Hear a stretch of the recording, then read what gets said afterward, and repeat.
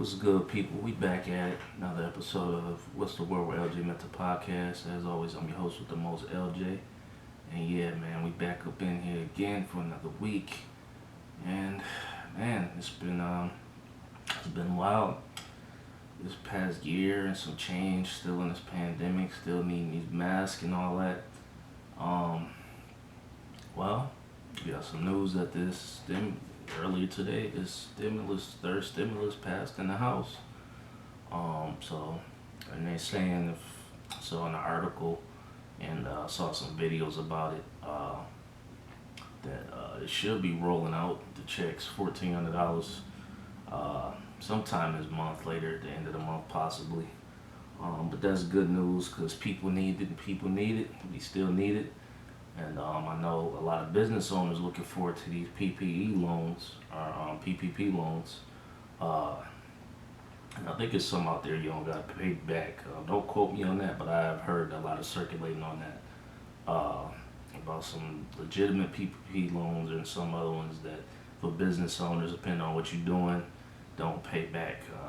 So yeah, there's some good things going out there for you to stay afloat or for you to possibly take it to the next level.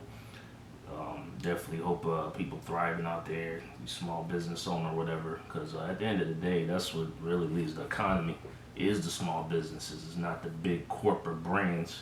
It's really all the small businesses in the neighborhoods that really help run the economy, and you need to recognize that. So with everything going on, it's good to see some things making some leeway, and you see some states, man, opening up. So the word of the week is gonna be wins. I've been trying to figure out, because every week I do a word of the week of retirement related to all my topics, whatever. At least not all of them. At least most of the topics that I got to talk about. And so yeah, I think wins is a good one. Reason why it's a good one is because I think a lot of people won this past weekend and over the week, as far as like NBA All-Star weekend just happened.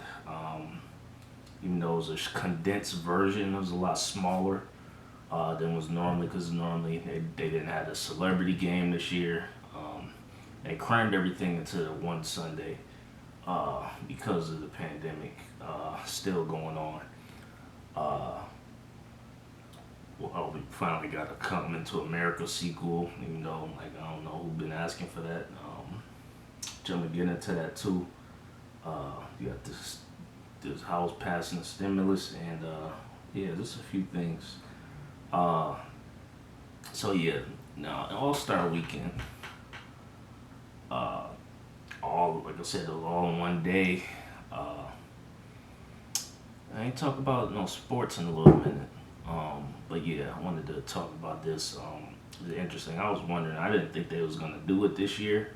Surprised that they actually did.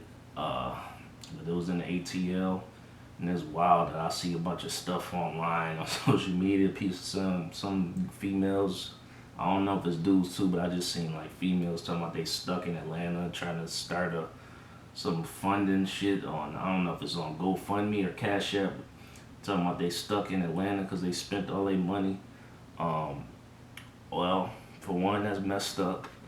I saw something saying that they spent all their money and now they stuck. Well, if that's true, to be real, that's your own fault. That's just dumb. Like, why the fuck would you go down there and spend all your money if you don't got no way to get home? Like, that's just fucking stupid. Like, seriously. I mean, we all make mistakes. Shit happens. And it's messed up. I hope that people finally made it home. But if that is the case, if you don't have, not sure where they came from, if they got a one-way ticket to get to Atlanta and not get back home, or they drove down there and they can't get back, like, I don't know, man. If that's the case, you know the situation where you spend all your money. I'm not saying that, like, if some shit went sideways and like your ride left you or some shit like that, then that's totally fucked up. That's on them. But if you really just spent all your money knowing you gotta go back home, and that's just dumb. Like, I'm sorry, but hopefully they got back home. be smart people, like for real, like. But I mean, I don't know if they raised their bread to get back, but hopefully they did. I want to see people safe, and at the end of the day, we all make mistakes. I know I definitely have made some mistakes. But yeah, as far as the All Star Weekend, I think they had the 3-point contest. Came down to little people, and Steph Curry won it. Second time winning the 3-point contest. You look at it, he missed quite a few. I'm surprised when they say he made like over a few hundred shots in a row in practice, but I guess I don't know if he just the stage, just the lights, but nobody guarding him during the 3-point contest. He missed quite a few. He still won. He made the most shots, which is impressive. But I don't know how you could make like a few hundred free throws in a row, or not even free throws, 3-pointers in a row, and miss as much as he did. If that's the case, he should have made every shot.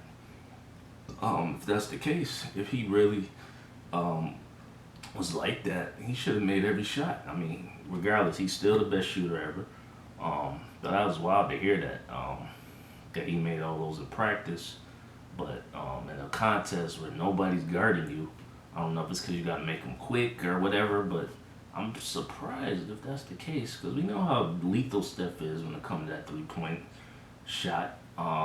He really changed the game, the way the NBA is played. Now all these kids in the block, they want to shoot threes. They don't even want to really take it to the hole like that or dunk like that no more. Like a lot of these cats now, they want to be like Steph and shoot a lot of threes. And defense is played different now, but I mean, it's a whole different ball game now, and it does make it more fun, more points being scored, because at the end of the day, that's what people want to see. You don't want to see no low scoring ass affairs all the time, but it's interesting to watch the transition of how the NBA is going. But they had the slam dunk contest too. Kid by the name of Anfernee Simons won it, and I'm like, this dude, congrats to him, and because he pulled off some dope dunks. Came down to him and Zach LaVine, I think, the finalists. But this dude, Anfernee Simons, this dude looked like he 15. I'm like, this dude in the NBA? This dude look young as shit. Like, I'm not knocking him, but I mean, like, man, like, that's what's up. He won the dunk contest. That was something like, damn, this dude look young as shit. Like, he really look like he's still, like, in high school. Like, I don't know, he got that real boyish look or whatever, but, hey, man, you doing this thing, that dunk contest. Congrats to that brother. I'm not sure how old he is. I think he's his second, third year in the league. I think, be wrong on that. And obviously you got the All-Star game, which they had. Everything was on one day. The last 4 or 5 years, instead of doing East versus West, which has been done over the years, they're doing it by team captains. It was versus Team LeBron versus Team Kevin Durant this year. But LeBron has been a captain for 4 straight years, and he's now 4-0. So he's in All-Star games since he's been the captain. And that's a hell of a record. I mean, I don't know if it's because LeBron is such a great leader. He probably picks a great team, which he has. But I think that got to do with LeBron leadership too, definitely. Because you see it on his own teams. He's been with the Cavs, the Miami Heat, and now the Lakers. Like, LeBron's leadership is pretty amazing. And Giannis was the MVP. I said a few weeks ago, I mean, I think Giannis is a little overrated. He's won MVP the last couple of years. I think LeBron should have won last year. And it just seemed like now in the NBA they're trying to find reasons not to give it to LeBron, when I think he should honestly have like 6 or 7. Saying when Jordan was playing, he probably should have won like at least 10 MVPs, but they were just finding ways like, we can't give it to him every year. Let's give it to other people. Let's give it to Charles Barkley. And Charles Barkley is a beast, but 93, I don't think he should have won it over Jordan. Yeah, same thing with LeBron, I mean. It's the All Star weekend. It's cool. They pulled it off. Time to get back to this rest of the season and then the playoffs. And Giannis was the MVP, and he was pretty amazing. The man did not miss a shot. He was 16 of 16. That's pretty fucking incredible. I can't even front. Am I ready to retract my statement yet on saying Giannis is overrated? I don't know, cause it's still the All Star game. Cause they not playing defense like that on the All Star game. So, but I mean, that's still pretty impressive that he did that. He didn't miss a shot. 16 on 16 shooting. Damian Lillard hit the last 11 points of the game. You could have gave it to him or Steph. They both was pretty great in the All-Star game. They all did their thing, and yeah, it was a winning weekend. They did their thing. I gotta talk about too. Shout out to Biggie. Anniversary of Biggie's death yesterday. As Cannabis once said, the greatest rapper of all time died on March 9th. I think it's Tupac, but that line is pretty dope to say. But yeah, Biggie definitely is one of my favorite rappers of all time. Been a big influence. I think when the hip hop first came out in the late 70s and early 80s, watch it change. I think 90s is really the era that made it global. The likes of Snoop Dogg, Biggie, Pac, Wu-Tang, LL, like NWA, Ice Cube, all them. They made it global. And Biggie, short career, was only 25 years old. Had 2 albums in his lifetime, 3 if you include the album that came out after Biggie passed. Yeah, Biggie is definitely one of the greatest of all time. Even with a short career like that, he's always in the top 5 lists. That's for a reason. His albums were so good that it's hard to leave them out. Like, he got a fairly short career, but them albums were amazing. They were. Like, Biggie, you only got like maybe a couple songs that you skip on album, if that. On Ready to Die and Life After Death albums. I mean, it's kind of hard to skip records because they all so dope. Like, they all are so dope. Like, Biggie is by far one of the greatest artists of all time, one of the greatest lyricists of all time.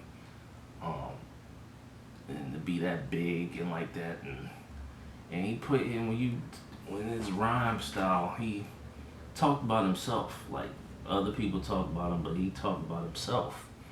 Like, so I guess other people couldn't use it against him. Like, big fat dude, but he still fly though. And the ladies was fucking with him. So can't hate on that. But Biggie, anniversary of his death, they got a mural in Brooklyn after a long time. A real big mural. I think they naming street after Biggie. I know they got the big mural there in Brooklyn. Well deserved, and Puffy, I think, knows that that's the greatest artist he's ever had, and he's probably not gonna have that again. Puffy has worked with a lot of great artists, but I think still to this day, over all the years, I think Biggie is the greatest artist that has been under the Bad Boy umbrella. No knock to anybody else, because he's worked with some legendary people, but Biggie is by far the best Bad Boy artist that Puffy has ever had, and probably ever will have. I mean, yes, can't say enough about Biggie. I know I talked about the documentary last week because it just dropped. It's a good documentary, but I got into that last week. But yeah, yeah, I had to talk about it this week because it's the anniversary of Biggie's death, and living here in Los Angeles, it's famous. He passed away. He was shot at coming from a party at Peterson Automotive Museum in '97 at the corner. Being in LA is wild now. I've driven past it so many times now after all these years hearing about it. in that intersection of it's an intersection if you in LA, it's Fairfax and Wilshire. Uh, that's where the Peters Automotive Museum. That's where it went down in '97, where Biggie got shot at and unfortunately passed away. Uh, yeah, and in that building too, like if you look at it, how it looked in '97 to how it look now, it looks completely different. It went through a completely new set of renovations. Like it don't look nothing how it looked in '97. It's just right now, it's just this big building, red and building with these big curly lines in it. Like I'm probably not describing it great, but yeah, when you see that building, um, it looks different from every other building around it. Pretty interesting design, but it didn't look anything like that back in the '90s. If you look at old pictures of it, compared to how it looks now, but it's an interesting piece of history. Um, Along with the other great history of the city of LA, but that's an interesting piece of history of where Biggie was shot at, and went to the hospital, uh, and unfortunately passed away that same night. Uh, R.I.P. to Biggie Smalls. Been 24 years. Um, it's the same age he died, which is crazy. Um, to think about. Some cats I know where I'm from, my neighborhood back home, Buffalo, like some cats in the hood, you don't even think you're gonna see 21 because of some of the activity that goes on. Uh, oh, it's a blessing. And some people that's not from the hood, they don't understand that. Unfortunately, I do. Um, and it's not saying I was caught up in that activity, but the stuff you see around the neighborhood, like it's just wild. Like if you come from that environment, it's just wild to see. But once again, rest in peace to Biggie, one of the greatest of all time to do it. He's still probably in my top three. My top three is Pac, Nas, and Biggie. Still gotta put Big up there, definitely. Uh, Now, I want to get into now. Somebody else won also. And he has went into it. They put the Biggie documentary out. And at first, initially, I was like, I mean, what are we doing this for? Like, what's for what? Like, I love Biggie, but why are you putting that? Like, there's been the movie Notorious already. There's been documentaries, plenty of them before. There's been little like docu-series, little TV shows about it, what happened in his life and all of that, and there's a bunch of interviews on it and all these investigations, books. What and why now? But when I looked at it, like it offered a little couple little jewels I didn't know about before. Most of the stuff has been out there I already knew about, but it offered a couple little new things in there.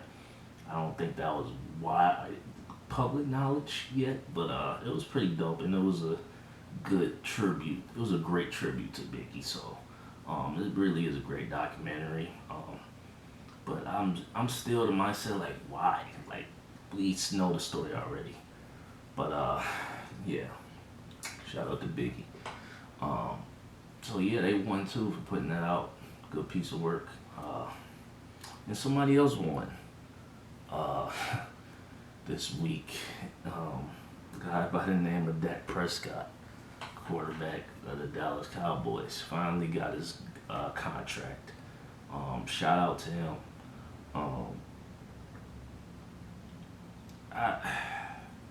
I mean, I'm not a Cowboys fan. I'm a Green Bay Packers fan, but overall, I just pay attention to football in general. But I mean, it's kind of wild that he was asking for Mahomes' money. I don't want to hate on nobody trying to get their money. Get your money. I ain't knocking that at all. But he just came off an injury, and the season before that, one playoff win in your career, and you want the same level as a guy who won the Super Bowl MVP, and a regular season MVP. Like, I don't know, bro. Like, I don't know. But I mean, he got it. He got his bread. and that's what's up. But I don't see them getting to no Super Bowl no time soon. I mean, they would have to have an incredible draft, which could happen.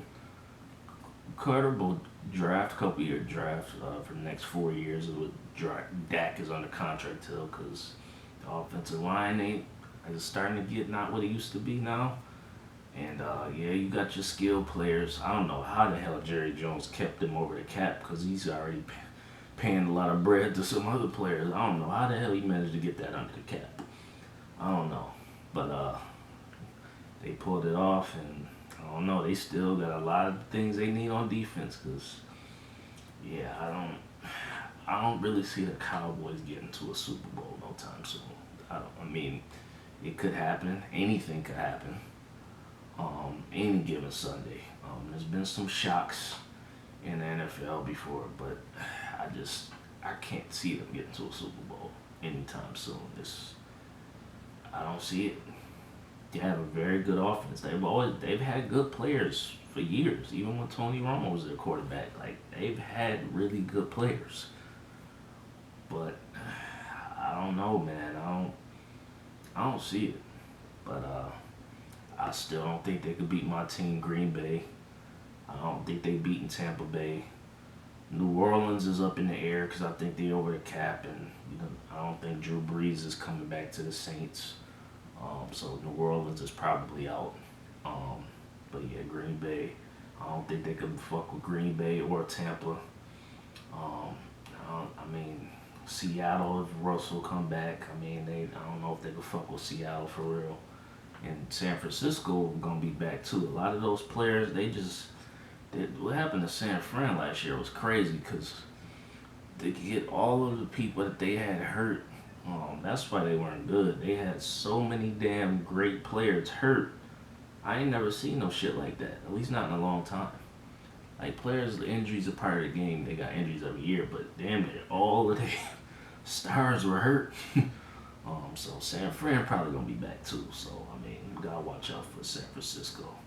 Really, that whole NFC West. I don't know, man. Like Cowboys can probably win their division, but not much else. I don't see them winning the NFC. I don't see it.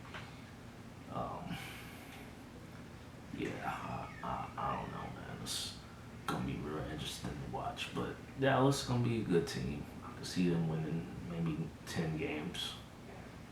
I could see it. If Dak stay healthy, hopefully he does. And congrats to Dak though. He got his loot. Him and his agent held out, and they got what they wanted. So, but at the end of the day, it's all about how many chips you gonna bring. How many chips you gonna bring to the table? How many of them how many rings you gonna get, man? All right, you got the contract, so let's go. We gonna see.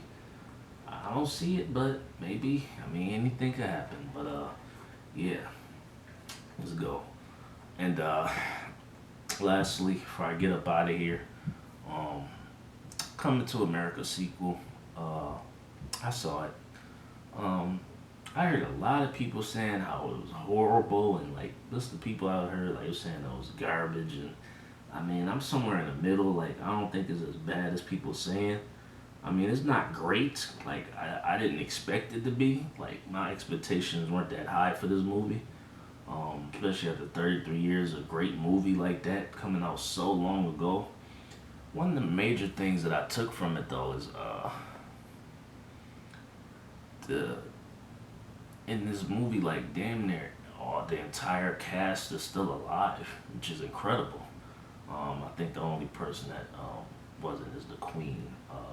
The movie, so rest in peace to her. But damn near everybody else is still alive, and that's great. That's commendable.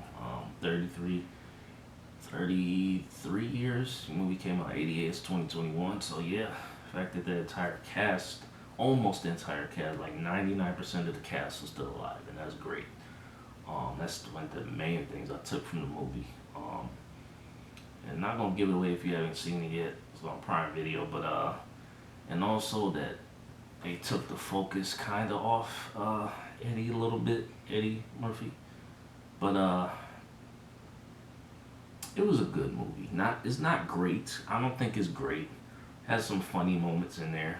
I think it's funny. Uh, but overall, it's not great. It's good. I would definitely recommend checking it out, but it's not great. The expectations shouldn't be that high. I don't think for a movie that over 33 years ago, any movie, you wait that long to come out with a sequel. I don't think your expectations should be that high. But yeah, I would recommend checking it out, but don't have super high expectations. That's all I'm saying. Um, a lot of legends in that movie, and Eddie Murphy still showing doing this thing after all these years. So that's great to point out and see. So yeah, and